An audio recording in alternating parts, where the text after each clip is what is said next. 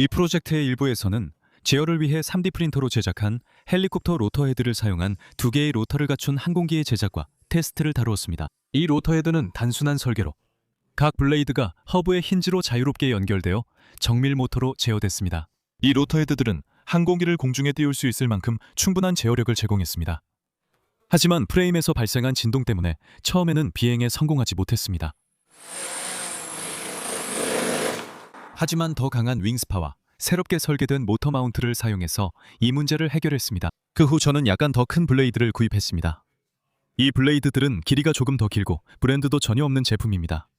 더 큰 추력을 얻기 위해서 이렇게 선택했습니다. 왜냐하면 여기에 동체를 추가하면 무게가 훨씬 더 나갈 것이기 때문입니다. 하지만 이로 인해 다시 진동이 생겼고 이 진동의 원인은 처음 생각했던 것보다 더 심각한 것 같습니다. 슬로우 모션을 보면 블레이드가 힌지를 축으로 움직이면서 생기는 작은 진동이 프레임을 약간 휘게 만들고 이게 다시 로터 헤드로 전달되어서 원하지 않는 블레이드 피치 움직임이 심하게 발생하는 것 같습니다. 이러한 극단적인 블레이드 각도는 모터에 원치 않는 부하를 주게 되고 그로 인해 진동이 증폭되어 결국 로터 헤드 전체가 빠르게 양력을 잃게 됩니다. 명심하세요. 이 진동이 20mm짜리 카본 파이버 튜브를 마치 잊지 않은 스파게티처럼 휘게 만들고 있습니다. 이 튜브들은 매우 강한데도 말이죠. 예전 블레이드로 돌아갈 수도 있지만 블레이드의 아주 작은 변화만으로도 성능이 이렇게 극적으로 달라진다면 이 기체에 동체를 장착했을 때 어떤 일이 벌어질지 생각만 해도 걱정됩니다. 이런 이유로 저는 수아시 플레이트와 연결 장치가 포함된 헬리콥터 로터 헤드 설계를 시작했습니다. 하지만 개발 중에 자유 힌지 로터 헤드 시스템의 원 설계자에게 이메일을 받았습니다. 이전 수아시 플레이트 없는 헬리콥터 영상을 보지 않았다면 원래 이 아이디어는 짐이라는 사람이 펜실베이니아 대학교에서 연구 프로젝트의 일환으로 고안한 것이었습니다. 그리고 그의 모터 컨트롤러는 그의 친구 맷이 개발했습니다. 맷은 이후 자신의 사업인 버틱에서 이 모터 컨트롤러를 더 발전시켰습니다.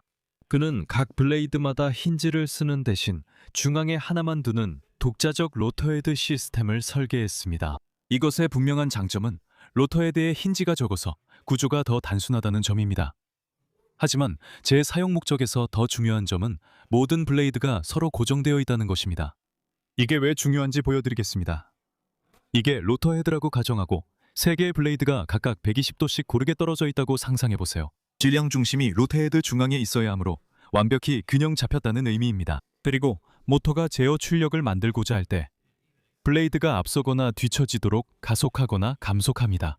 이상적으로는 모든 블레이드가 똑같이 움직여 로터 헤드가 균형을 유지합니다. 하지만 힌지 마찰에 약간의 차이가 있거나 한 블레이드가 다른 블레이드보다 더 많은 항력을 받으면 각각의 블레이드가 서로 다른 정도로 앞서거나 뒤처질 수 있습니다. 이렇게 되면 질량 중심이 회전축에서 벗어나게 되어 불균형이 발생하고 그로 인해 진동이 생깁니다.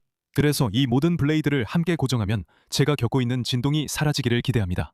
그리고 매트도 이 로터헤드 3여 버전을 중앙 힌지 하나로 성공적으로 테스트했다고 했습니다. 이 정보를 바탕으로 저만의 것을 만들어야 합니다. 이 로터헤드는 45도 각도의 중앙 힌지를 가지고 있어서 모터가 가속하거나 감속할 때 힌지와 일직선상에 있는 블레이드는 바둠각이 변하고 나머지 두 블레이드는 실제로 위아래로 움직이게 됩니다. 회전할 때 한 블레이드는 같은 평면에서 돌지만 나머지 두 개는 다른 평면을 따라 도는 것처럼 보여 약간 이상하게 보입니다. 항공기에 장착하자 이전의 진동이 사라진 것이 분명하게 느껴졌고 이는 매우 고무적이었습니다. 하지만 제어력이 별로 없는 것 같아서 항공기는 잠깐 동안만 호버링할 수 있었고 곧 앞쪽으로 기울어져 추락하고 말았습니다.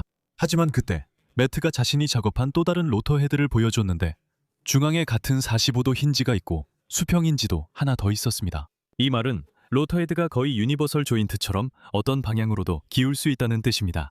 하지만 45도 경첩 덕분에 모터 속도를 조절해서 블레이드 추격의 방향을 조절할 수 있습니다.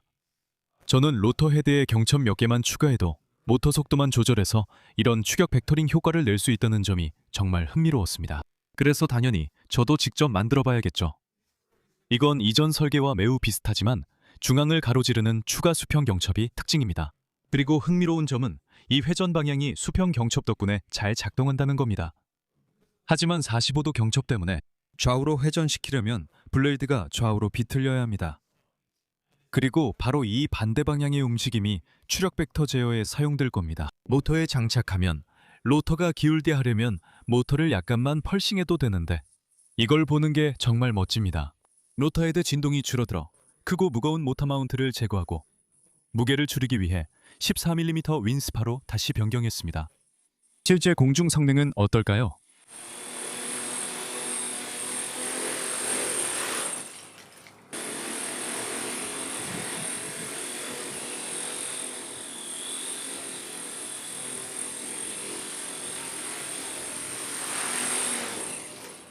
그다지 좋지 않습니다.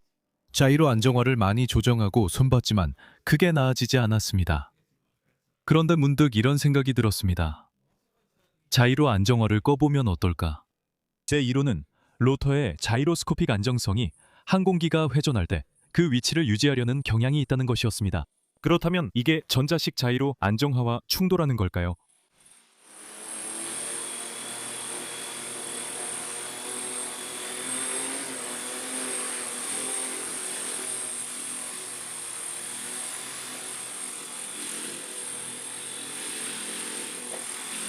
이 기체가 피치 축의 안정화 장치 없이 비행한다는 점이 정말 흥미롭네요. 저는 그게 가능하다고 생각해 본 적이 없었습니다. 유일한 문제는 이 방식이 로터 블레이드 위치에만 의존해 안정성이 유지된다는 점입니다. 돌풍으로 블레이드 각도가 변하면 항공기도 그 방향으로 움직입니다. 결국 저는 결정을 내려야 합니다. 우리가 이상한 두 개의 로터를 단 테스트 기체를 만들 것인지 아니면 V22 오스프리의 축소 모형을 만들 것인지 말이죠.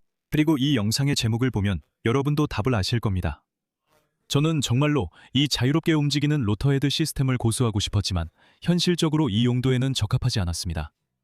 마지막 로터헤드가 성공에 가장 가까웠죠. 하지만 본질적으로 이것은 추력 벡터링 설계이기 때문에 서버 구동 모터 피벗으로도 이걸 구현할 수 있습니다. 그리고 서버 구동 모터 피벗은 전진 비행 중에 위치를 고정할 수 있다는 장점이 있습니다. 저도 시간을 더 들이면 이 로터 헤드를 버티그 매트처럼 잘 조율할 수 있다고 생각합니다. 그러나 이미 투자한 비용 때문에 계속하는 매몰 비용의 오류에 빠지는 것 같기도 합니다. 그래서 저는 힌지 로터 헤드를 제거하고 단순한 서버 작동 모터 피벗을 사용하기로 했습니다. 이 방식은 양쪽으로 약 20도 정도만 기울어지기 때문입니다. 저는 3대1 기어비의 작은 서부를 사용할 수 있고 결국에는 프레임 중앙에 큰 서부가 장착되어 전체 윙스파를 회전시키게 될 것입니다. 그래서 이 방식은 전자적으로 훨씬 더 간단할 뿐만 아니라 호버링 제어를 위해 작은 서부만 필요하기 때문에 더 가볍기도 합니다. 더 두꺼운 윙스파와 큰 틸트 서부 하나를 모두 제거할 수 있습니다. 그리고 항공기가 전진 비행으로 전환할 때 이 작은 서부들은 모터를 고정된 위치에 유지시켜서 본질적으로 일반 항공기 프로펠러처럼 작동하게 됩니다. 이제 이 프로젝트의 동체 부분으로 넘어갈 때가 된 것 같습니다. 지난 영상에서 살짝 예고해드렸던 부분이죠.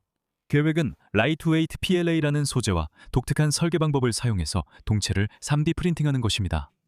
이렇게 하면 무게를 줄일 수 있습니다. 이 경량 소재는 3D 프린팅할 때 발포가 되어서 일반 3D 프린팅 무게의 40%밖에 되지 않습니다. 하지만 이 소재의 문제는 발포 과정에서 팽창이 일어나면서 잔여물이 남는다는 점입니다. 프린터 노즐이 부품에서 떨어지면 문제가 생깁니다. 이를 막으려면 노즐을 들어올리지 않아도 부품을 만들 수 있게 모델을 설계해야 합니다.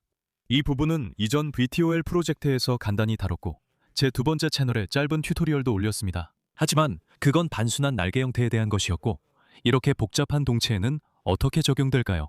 오스프리 윤곽을 CAD에서 스케치로 따라 그리기 시작했는데 완성까지 시간이 많이 걸렸습니다.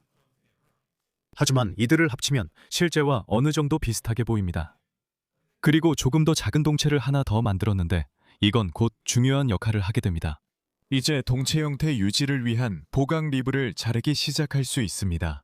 현재 이 방식은 일반적인 3D 프린트 인피를 시뮬레이션하는 것과 같아서 전체 부품을 채우게 되지만 이번 작업에서는 바깥쪽 외피 부분에만 필요합니다. 그래서 더 작은 동체를 사용해서 내부의 모든 리브를 빼낼 수 있고 그러면 뼈대 프레임만 남게 됩니다. 마지막 단계는 리브를 실체 동체 모델에서 제거하는 것이며 이렇게 하면 프린터가 노즐을 들어올리지 않고 부품을 출력하게 할 수 있습니다. 만약 우리가 동체를 쉘로 모델링하고 내부에 실체 리브를 추가한다면 프린터는 새로운 리브를 만들 때마다 노즐을 들어올려야 할 것입니다. 하지만 동체가 실체 모델이고 그 안에서 리브를 잘라내면 프린터는 노즐을 들어올리지 않고 각 레이어를 그려서 깔끔하고 가벼운 부품을 만들 수 있습니다. 또한 이는 컬러팹의 신형 경량 BLA로 더 높은 온도에 견딜 수 있습니다. 예전에 3D 프린터로 만든 날개가 햇볕에 녹았지만 운 좋게도 이 색상은 오스프리에 딱 맞습니다. 동체 내부에는 크고 작은 리브가 조합되어 있는 것을 보실 수 있습니다. 그 이유는 이 부품들을 최대한 가볍게 유지하면서도 튼튼한 외피를 유지할 수 있는 방법을 찾기 위해 많은 테스트 프린트를 진행했기 때문입니다. 이건 제가 설계하며 출력한 일부 프로토타입입니다. 예를 들어 이건 아주 작은 리브가 촘촘하게 들어가 있어서 외피를 잘 잡아주지만 동시에 꽤 잘 휘어지고 유연합니다. 그리고 이건 더 큰 리브가 낮은 밀도로 들어가 있어서 훨씬 더 튼튼합니다. 하지만 리브가 외피를 잘 지지해주지 못해서 리브 사이에서 휘어집니다. 이게 두 가지를 합친 최종 디자인입니다. 그래서 외피의 강도를 유지하기 위해 얇은 리브가 고밀도로 들어가 있고 동체의 전체적인 강도를 위해 더 큰 리브가 저밀도로 들어가 있습니다. 약 4일간 프린팅 후 모든 부품이 접착 준비가 됐습니다. 저는 CA 접착제, 즉 슈퍼글루를 사용했습니다. 이게 번거로웠던 이유는 너무 빨리 말랐기 때문입니다. 동체는 세 부분, 즉 기수, 중간 부분, 꼬리 부분으로 나눠서 접착하도록 설계되어 있습니다. 나중에는 자석으로 이 부분들이 서로 고정될 예정입니다. 그 다음에는 동체에 장착하기 위해 프레임에서 윙스파와 모터를 분리해야 합니다. 이 작업은 카본 파이버 스키드를 설계에 프린트된 레일에 밀어넣어서 이루어집니다. 설치가 끝나면 날개가 장착될 부분에 프린트에 구멍을 내야 합니다. 이 구멍은 모델 설계에 미리 포함시킬 수 없었기 때문입니다. 이 부품은 꽃병 모드로 프린트해야 합니다. 이제 전선을 다시 연결하고 윙스파와 모터를 프레임에 다시 장착할 수 있습니다. 앞뒤에서 볼트를 조일 수 있도록 접근이 가능합니다. 그 다음 꼬리 부분을 스키드에 끼워서 맞는지 확인하고 노즈도 부착할 수 있었습니다. 이제 정말 실물 크기 모델과 더 비슷해 보이기 시작합니다. 부품을 고정하려면 자석 몇 개면 충분합니다. 그 다음 수평 안정판과 엘리베이터도 같은 경량 소재와 설계 방법을 사용해 출력했습니다. 엘리베이터의 힌지를 만들기 위해 저는 이 슬롯에 붙이기 위해 고무 시트를 작은 조각으로 잘라 사용했습니다. 조종면을 위한 실제 힌지 피벗을 3D 프린터로 출력하고 싶었지만 이 고무 힌지가 훨씬 만들기 쉽고 여전히 튼튼하면서도 유연합니다. 그 다음 엘리베이터 서보를 아래쪽에 붙일 수 있는데 이 서보는 장착되면 동체 안에 숨겨집니다. 하지만 먼저 방향타를 수평 꼬리날개의 끝에 붙여야 합니다. 그리고 예상하셨겠지만 이것들도 3D 프린터로 출력했고 이제 꼬리 조립체를 동체에 붙일 수 있습니다. 이제 모터 마운트를 실제 비행기와 비슷한 엔진 나셀로 덮을 차례입니다. 그리고 이 나셀들은 실제와 마찬가지로 정말 커서 복잡한 배선을 숨기기에 아주 좋습니다. 그리고 이 나셀들은 본드로 붙인 브래킷과 두 개의 반쪽을 서로 붙일 수 있는 자석으로 고정됩니다.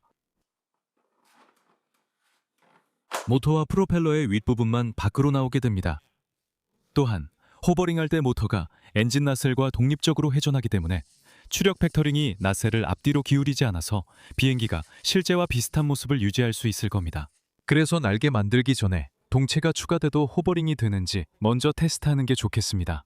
프로펠러는 운반을 위해 블레이드가 약간 접혀 있어서 처음에는 약간 진동이 있었습니다. 하지만 곧 펴지면서 비행기는 쉽게 지면에서 떠올랐습니다. 솔직히 저도 이렇게 잘 될 줄 몰랐습니다. 실제로 동체가 부착되어 있을 때 더 안정적입니다. 아마도 추가된 무게와 관성이 움직임을 완화시켜주기 때문일 겁니다. 동체 추가 후 별다른 튜닝은 없었지만 더 나아질 수도 있고 확실히 좋은 시작입니다. 예전 로터에 대해서 벗어나 다행입니다.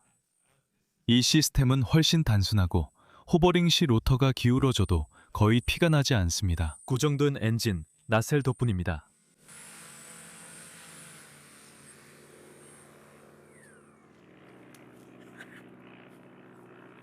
날개 제작 전 전원을 위해 모터 각도를 조절할 방법이 필요합니다.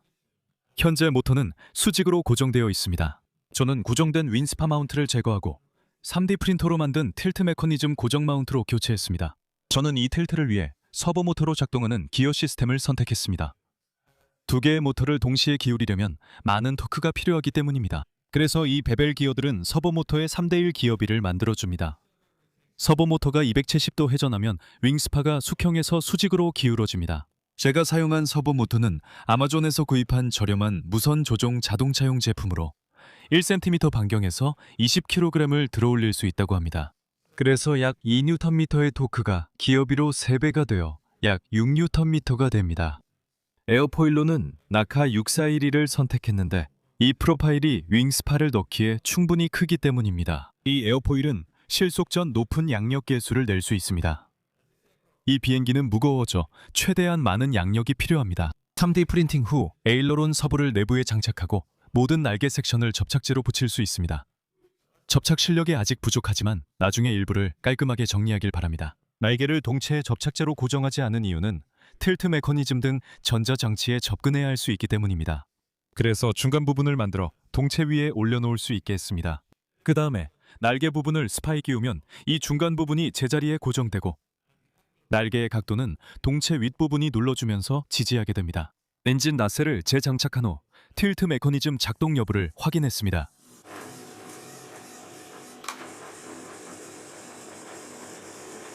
마지막으로 고무띠를 경첩으로 활용해 엘리베이터처럼 작동하는 에일러론을 추가할 수 있습니다.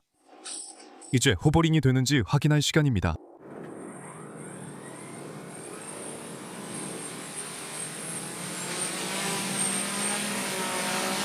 날개가 달린 상태에서는 프로펠러에서 나오는 공기의 상당 부분이 날개에 의해 막히기 때문에 확실히 호버링을 하려면 더 많은 스로틀이 필요합니다. 그래서 에일러론이 수평 날개 면적을 줄이기 위해 최대한 아래로 내려가 있는 것입니다.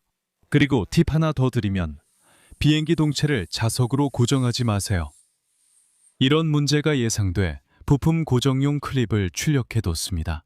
그래서 무게는 2.2kg이 조금 넘고 날개 길이는 1m이며 테슬라보다 패널 간격이 더 많은 이 녀석이 시험 비행을 할 준비가 되었습니다. 좋아요. 오늘이 바로 이 녀석이 날 수 있을지 아니면 추락할지 확인하는 날입니다. 이제 남은 건 이 녀석을 날려보는 것뿐입니다. 저는 아주 빠르게 이륙해서 앞으로 반쯤 앞으로 전환하고 아주 빠르게 비행할 겁니다. 그래야 날개 아래로 공기가 좀 들어가거든요.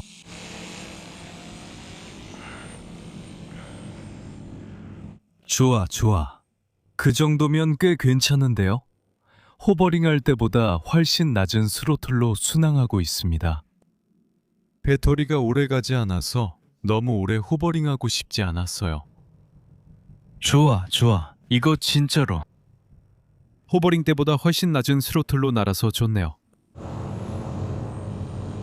다시 한번 지나갑니다. 정말 멋져 보여요.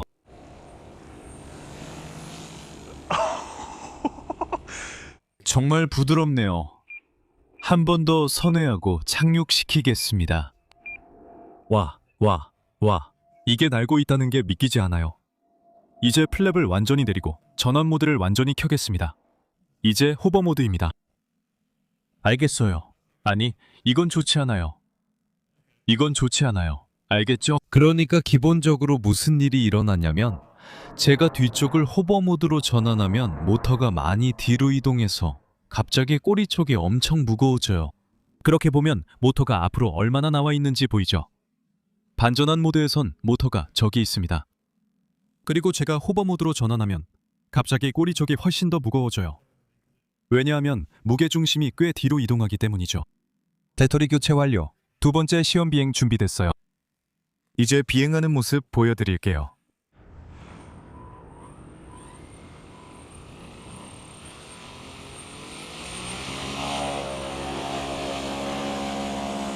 반쯤 앞으로 비행하는 상태로 전환합니다. 플랩을 절반까지 올립니다. 고도를 많이 올리겠습니다. 이제 전환하겠습니다. 지금.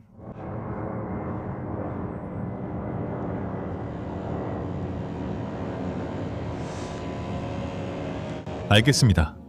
이건 마음에 들지 않는 것 같네요. 와, 알겠습니다. 아마 9%로는 이걸 보는 게 정말 힘들 거예요. 근데 저는 완전히 스로틀을 올렸는데도 전혀 올라가지 않았어요. 좋아요. 우리 정말 높이 올라왔어요. 3, 2, 1. 이제 전환할게요.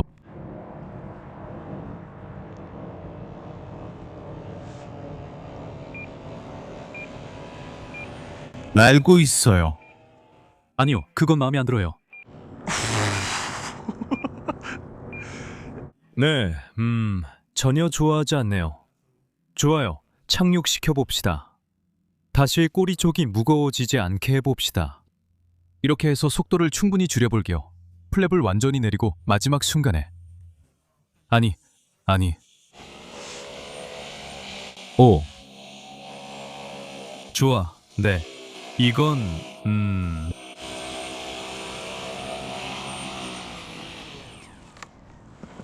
호버로 다시 전환하는 게 정말 끔찍하고, 이걸 어떻게 해결해야 할지 잘 모르겠어요. 중심이 뒤로 이동하자마자 바로 기수가 들리네요. 여분의 배터리가 몇 개 있어서 몇 번 더 시험 비행을 해봤는데 반전환 모드에서만 제대로 나는 것 같았어요. 이건 날개에 충분한 대기 속도가 붙어서 모터에 가해지는 부담이 줄어들기 때문인 것 같아요. 그래도 모터로 양력을 만들어내니까 적당한 속도로 비행할 수 있었습니다. 모터가 기울어지면서 무게중심이 이동하는 문제는 여전히 호버링으로 전환하거나 전진 비행을 할 때 큰 문제로 남아 있습니다. 모터가 수평 위치에 있을 때는 기체가 앞쪽으로 심하게 쏠리게 됩니다.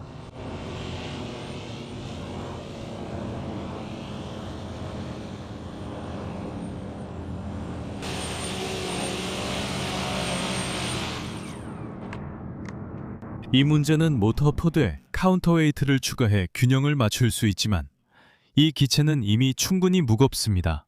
그래서 저는 모터 위치에 따라 배터리를 앞뒤로 이동시키는 무게이동 시스템을 설계하는 것이 더 나은 해결책이라고 생각합니다. 또한 창문이나 착륙 장치 같은 더 많은 스케일 디테일을 디자인에 추가하고 싶습니다. 하지만 당분간은 이 모델을 제 작업실에 보관하고 이전에 제작한 고성능 B2를 날리면서 즐기려고 합니다.